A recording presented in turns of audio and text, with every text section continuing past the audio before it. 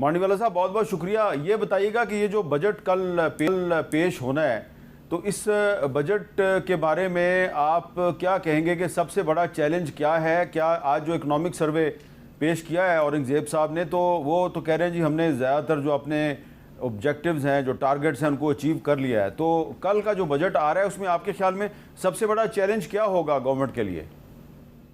देखिए जी, पहले तो मैं समझता हूँ this is a war budget Hamid साहब। अच्छा। This is not a normal budget of normal times. सबसे पहले तो हमें चैलेंज है कि इस बजट के देने के बाद भी क्या चैलेंजेस होंगे पाकिस्तान को। मैं मुसद्दिक साहब से एग्री करता हूँ कि हालात जो आज उनकी कोई बात नहीं कर रहा कि पाकिस्तान डिफ़ॉल्ट करेगा, कोई बात नहीं कर रहा कि पाकिस्तान का रुपए जो था वो 500 रुपए हो जाएगा, कोई ये बातें नहीं कर रहा। आज सिर्फ ग्रोथ की बात हो रही है।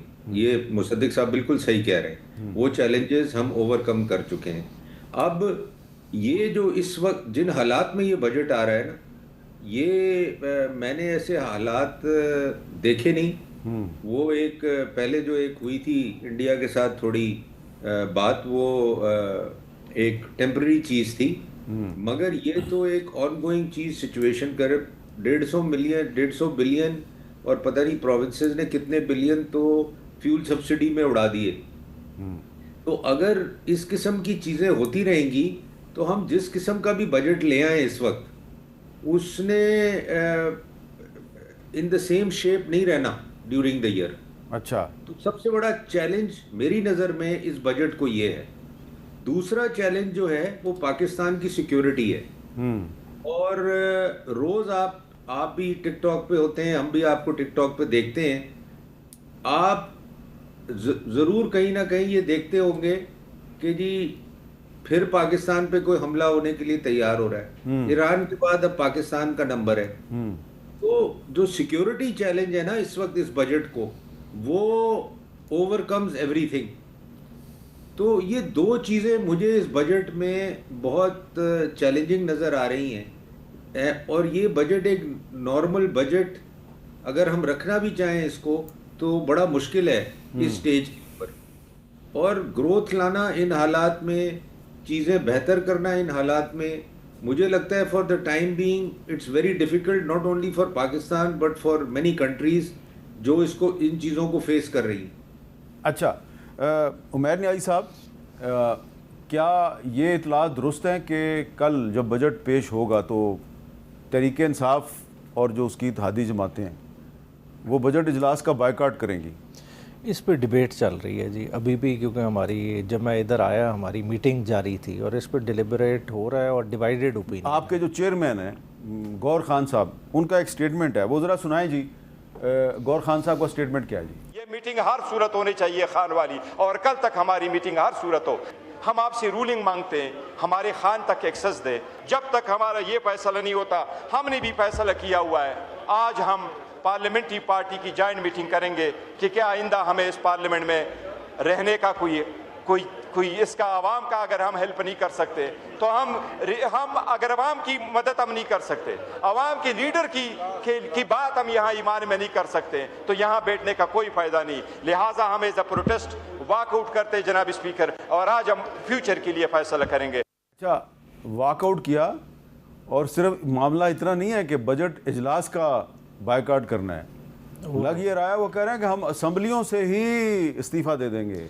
देखिए, आज जैसे ही वॉकआउट किया था उसके बाद तारिक फजल चौधरी साहब और लॉ मिनिस्टर साहब आए थे, उन तकरीबन कोई 15-20 मिनट की नशिस्त रही। उसके बाद तकरीबन 2:30 बजे के बाद से अब पार्टी का पार्लिमानी इजलास चल रहा है। उसमें सिंगल पॉइंट एजेंडा है यही कि जी बजट प्रोसीडिंग में कल वाली में पार्टिसिपेट करना है कि नहीं करना। तो उसमें जब वो फैसला हो जाएगा तो फिर फैसला कौन बात तब की जा तो यानी कि वो मशरूत है इमरान खान साहब से मुलाकात। बिल्कुल जी। मलिक साहब, मैं कुछ मेहरबानी करें। आप बुरा तो नहीं बनाएंगे? बात ज़रा अच्छे लाइटर मोड में वो मेरे जहन में कुछ अशार आए। वो एक वो कि खूब पर्दा है कि चिलमन से लगे बैठे हैं, साथ छिपते भी नहीं सामने आते भी नहीं, और जीस से तंग हो ए दाग तो जीते क्यों हो, जान प्यारी भी नहीं, जान से जाते भी नहीं। भाई बात ये है कि हमारी तो तनख्वाह 6 महीने से बंद है। पार्लियामेंटेरियंस तो ले रहे हैं, रोज़ हमें कहते हैं कि अच्छा, ये नहीं कि मिनिस्टर्स की तनख्वाह बंद है, काबीना पूरी की तनख्वाह बंद है, बाकी लेकिन जितने बतौर मेंबर पार्लियामेंट तो आपको मिल रही नहीं है। मिलती सर। अच्छा, नहीं, वो भी नहीं आप- मिल रही? नहीं सर, अगर आप काबीना का हिस्सा हैं तो पार्लिमानी तनख्वाह आप नहीं ले सकते। अच्छा, ये अच्छा कि आपने सवाल पूछ लिया। तो कोई किसी को पार्लिमान की तनख्वाह नहीं मिल रही, तनख्वाह ही नहीं मिल रही, लेकिन बाकी सबको तो मिल रही है। नाराज़ भी हो जाते हैं तो मिलती, कमेटी में बैठते भी हैं तो मिलती, कमेटी का बाइकआउट भी कर देते हैं तो मिलती, वॉकआउट भी करते हैं तो मिलती, वॉकआउट नहीं भी करते तो मिलती। ये मैंने मजाक में वैसे ही लाइट हार्टेड मोड में कहा, क्योंकि ये लाइट हार्टेड मजाक नहीं लाइट है, था, ये लाइट बड़ा था, सख्त किस्म नहीं का नहीं मजाक नहीं, है। ये तंज में सख्ती हो सकती है, था मजाक, अच्छा, था मजाक, था मजाक। ये तंज का तीर था, नहीं तीर नहीं था, बहुत जोर से चलाया वो आपने। तो मांडवी साहब चेहरे पे मुस्कुराहट सजा के ये बहुत जोर से मारा तीर वाला आपने। काम तो मांडवी साहब का है, अच्छा। हमारा तो जब तीर आजकल मांडवी वाला साहब चलाते हैं आजकल। सर तीर निशान है, आप ऐसे तो ना करें ना। अब तीरों की बारिश हुई है ना अभी गिलगित बल्तिस्तान में। नहीं माशाल्लाह जी, हमने मुबारकबाद दी है और आज भी मैं इनको मुबारकबाद देता हूँ कि इलेक्शन जीते हैं, तो उनको मुबारक हो बहुत बहुत। मेरे कहने का मकसद मैंने क्यों कहा है, मजाक में कहा है, क्योंकि हम तो हमारे दिल के ये करीब हैं, हम चाहते हैं ये असेंबलियों में आए, हम चाहते हैं ये शिरकत करें, और इस वजह से मैंने वो क्योंकि हस्बे हाल था तो मैंने सुना दिया। लेकिन प्लीज़ ये मत समझिएगा कहीं ये पता चले इससे नाराज़ होकर चलेगा, ये मत कीजिएगा। अच्छा, आपने वैसे पीपल्स पार्टी को तो मना लिया है, लेकिन अभी तक आप नहीं PTI हमारे ये भी भाई हैं, हमारे दोस्त हैं, हमारे भाई हैं, हम इनके साथ मिलके काम करना चाहते हैं, इन्हें साथ लेकर। अच्छा, मांडवी वाला साहब, ज़रा बताएंगे कि गिलगित बल्तिस्तान में हमने सुना है कि आप पीपल्स पार्टी और मुस्लिम लीग नून मिलकर हुकूमत बनाएंगे, तो क्या मामलात आपके बिल्कुल ठीक हो गए हैं? बजट पे भी आपकी सारी बातें मानी गई हैं, तो अब क्या अब कोई इख्तलाफ बाकी तो नहीं रह गया? नहीं सर, इख्तलाफ कोई था ही नहीं बजट में हामिद साहब। अच्छा। मैं 2-3 दफ़ा लोगों को ये कह चुका हूँ, इख्तलाफ कोई नहीं था बजट में। और मैं आपको बताऊं, PTI के साथ भी कोई इख्तलाफ नहीं था बजट में। अच्छा, बजट देखें, बजट मैंने जैसे ही आपको बात की है, अगर आप को समझ आई है कि it was a very difficult budget. हाँ, वॉर बजट आप कह रहे हैं। Why I am calling it war budget, क्योंकि बजट की नीड्स ही इस दफ़ा डिफरेंट थी। तो ये तो एक बैठ के हमने सब ने मिल के एक चीज़ पे एग्री करना था, कोई इख्तलाफ नहीं था किसी किस्म का भी, और उस फार्मूले पे एग्री करना था, उस तरीक़ेकार से एग्री करना था।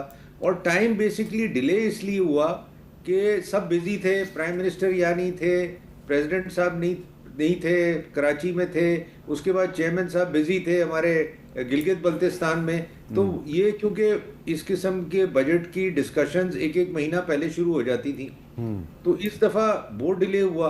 फिर IMF के साथ प्रिंसिपल अप्रूवल में थोड़ी डिले हुई, तो ये इसकी वजह से इस दफ़ा बजट डिले हो गया। नहीं तो ये वही जो ट्रेडिशनली 3 तारीख को 5 तारीख को बजट आता है तो वो आ जाता। अच्छा, तो ये जो 2-3 दिन पहले प्रेसिडेंट हाउस में एक बड़ी तवील मुलाकात हुई थी, मीटिंग हुई थी, उसमें जी प्रेसिडेंट साहब के साथ प्राइम मिनिस्टर साहब भी थे और भी बहुत से लोग थे, तो क्या सब थे। उसका फोकस क्या था? उसका फोकस आज़ाद कश्मीर था या कुछ और था? सर उसमें आज़ाद कश्मीर भी डिस्कस हुआ था, और उसमें बजट, ये दोनों चीज़ें हमारी अंडर डिस्कशन थी, और इन दोनों पे एक कंसेंसस चाहिए था, और इन दोनों चीज़ों को उस दिन फाइनल किया गया था। तो उसमें आप काफ़ी घंटे चली थी वो मीटिंग अभी, अच्छा, तो अभी आप भी उसमें मौजूद थे, तो ये बताएं कि आज़ाद कश्मीर की जो सूरत हाल है उस पर कुछ मुख्तलिफ नुक्ता नज़र आ रहा है। पीपल्स पार्टी कहती है जी कि वहाँ पे डायलॉग दोबारा शुरू होना चाहिए, मुस्लिम लीग नून कह रही है डायलॉग दोबारा शुरू नहीं होना चाहिए। पहले ज़रा मैं आपको सुनवाता हूँ, ये तारिक फजल चौधरी साहब और नदीम अफजल चंद साहब, इन दोनों की राय जो है इस मौजू पे क्या है, ज़रा बताइए जी। कैटेगोरिकली मैं आपको बता रहा हूँ कि मुज़ाकरात के दरवाजे बंद हो चुके हैं। वो तब तक खुले थे जब तक इन्होंने हथियार नहीं उठाए थे और स्टेट ऑर्गन्स पे, स्टेट मशीनरी पे, लॉ इन्फोर्सिंग एजेंसीज पे फायरिंग नहीं की थी। उनके चेहरे तक मस करने की इन्होंने कोशिश की है। मुज़ाकरात बिल्कुल नहीं होंगे। बिल्कुल मुज़ाकरात होने चाहिए। हम जमहूरी लोग हैं और कश्मीरी भाई, हम उनके लिए लड़ते आए हैं इतने सालों से, मकबूजा कश्मीर के लिए, और ये हमारा अपना कश्मीर है। मैं समझता हूँ उनमें भी जो एलिमेंट दाखिल हुआ इंडिया की तरफ से या और कोई जो बैरूनी मुदाखलत है उसको हमें दूर करना चाहिए और हमें उनके जो जेन्युइन इशू है उनको एड्रेस करना चाहिए और मुज़ाकरात की तरफ हमें जाना चाहिए। अच्छा, अब मांडीवाला साहब, ये मैंने इसलिए ये दोनों स्टेटमेंट सुनवाई हैं, नदीम अफजल चंद साहब की भी और तारिक फजल चौधरी साहब की भी, क्योंकि ख़बरें हमारे पास भी यही हैं कि जो मीटिंग थी प्रेसिडेंट हाउस में, उसमें जो आपकी पार्टी का जो मौक़िफ़ था वो था मुज़ाकरात किए जाएं और प्राइम मिनिस्टर और जो फेडरल बाकी मिनिस्टर्स थे उनका मौक़िफ़ कुछ और था। तो ये मामला जो आपको लग रहा है कि इस पे ये तय हो जाएगा या इस मामले पे इख्तलाफ बरकरार है? देखें हामिद साहब, कोई भी सियासी आदमी ये नहीं कह सकता कि मुज़ाकरात नहीं होने चाहिए। मैं समझता हूँ कि अगर कोई ये कहता है तो फिर he is not a politician जी। तो मुज़ाकरात तो कभी बंद होने ही नहीं चाहिए किसी हालत में भी। इवन के फोर्स इस्तेमाल करने की आपको ज़रूरत है। जैसे चंद साहब ने बात की वो बिल्कुल सही की कि जो लोग ये प्रॉब्लम क्रिएट कर रहे हैं उनको आप ज़रूर उनके खिलाफ एक्शन लें, मगर ये कहना कि जी मुज़ाकरात ही नहीं होने चाहिए, डायलॉग ही नहीं होना चाहिए, मैं समझता हूँ ये उस दिन मेरा नहीं ख्याल कि नून ने भी ऐसी कोई बात की। उन्होंने बल्कि कंसीड किया कि मुज़ाकरात कंटिन्यू करने चाहिए। हाँ, जो एलिमेंट ये काम कर रहा है डेफिनेटली उसको हमें देखना चाहिए और ये कौन लोग हैं और ये क्यों कर रहे हैं और इनके क्या इंटेंशंस हैं, ये इन चीज़ों पे ज़रूर बात हुई, बट ये किसी ने नहीं कहा कि आप मुज़ाकरात बंद कर दें। अच्छा,